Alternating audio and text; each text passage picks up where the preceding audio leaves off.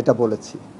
বাংলাদেশে যত অবিচার হয়েছে, বিচারের মহাসড়ক থেকে বা বিচারের রেল লাইন থেকে মানুষ ছিটকে পড়েছিল।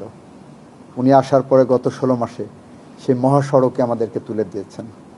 আমরা সেই পথ ধরে হাঁটতে চাই, স্বাদ নিতে চাই। আমরা আশা করি এই পথ ধরে আমরা হাঁটতে পারবো। এটা বলেছি যে ওনার সংস্কারের মধ্যে যেটা এসেছে, একটা নিয়োগ প্রক্রিয়ায় স্বচ্ছতা আনা হয়েছে, এখানে কমার্শিয়াল কোর্ট করা হয়েছে, এখানে বিচারকদের আর্থিক এবং অন্যান্য সুবিধার দিকে নজর দেওয়া হয়েছে। আমরা এই কথাগুলোই বলেছি। এইটা মাজদার হোসেন মামলায় বিচার বিভাগের নিয়োগ প্রক্রিয়ায় যে স্বচ্ছতার প্রয়োজন, সেই স্বচ্ছতাগুলো একটা প্রক্রিয়ার মাধ্যমে, একটা কমিটির মাধ্যমে নিরপেক্ষভাবে করার চেষ্টা করা হয়েছে। আমরা একটা মহাযাত্রায় শুরু করেছি, এটাই বলতে চাইছি। ইতিহাস ওনাকে বাংলাদেশের ঝঞ্ঝা বিক্ষুব্ধ সময়ে প্রমিথিউস হিসেবে রাখবে।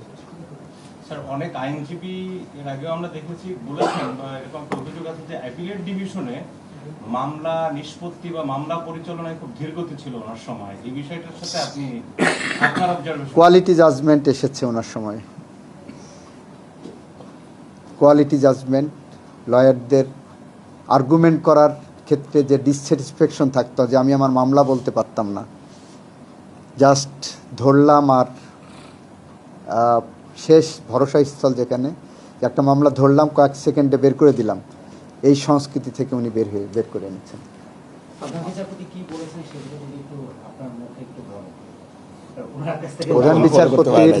প্রধান বিচারপতির এন্টার বক্তব্যর মোদ্দা কথা হলো গণতন্ত্র আমাদের অন্যতম লক্ষ্য। ওনার বক্তব্যের অন্যতম মূল মোদ্দা কথা হলো এই সংবিধান আমাদের মূল ভিত্তি। এই সংবিধানকে কেন্দ্র করেই আমাদের এগিয়ে যেতে হবে। এই সংবিধানকে কেন্দ্র করেই আমরা আমাদের মূল্যায়ন করব, সংযোজন, বিয়োজন, সংশোধন এই সংবিধানকে আবদ্ধ করেই। উনি বলেছেন বাংলাদেশের বিচার বিভাগকে আরও বেশি অ্যাক্টিভলি গণতন্ত্র, আইনের শাসন, মানবাধিকার রক্ষার্থে ভূমিকা রাখতে হবে। উনি বলেছেন এই ভূমিকা রাখতে গেলে শুধুমাত্র বিচারকরা না, বারের ভূমিকা অনবদ্য। উইদাউট এ গ্রেট বার বিচার বিভাগ অসম্পূর্ণ। বিচার বিভাগ একা একা পথ হাঁটতে পারবে না। এটা ওনার মধ্যে কথা।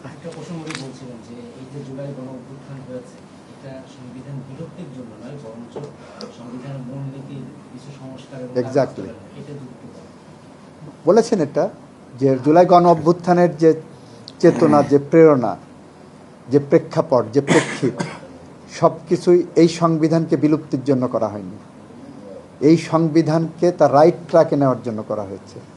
এই সংবিধানকে ভিন্নভাবে ব্যাখ্যা করা হতো, এই সংবিধানকে ভিন্নভাবে ইন্টারপ্রেট করা হতো, যেটা আমরা অতীতে বারবার বলেছি যে এই সংবিধানের দোহাই দিয়ে দিনের ভোট রাতে করা হয়েছে।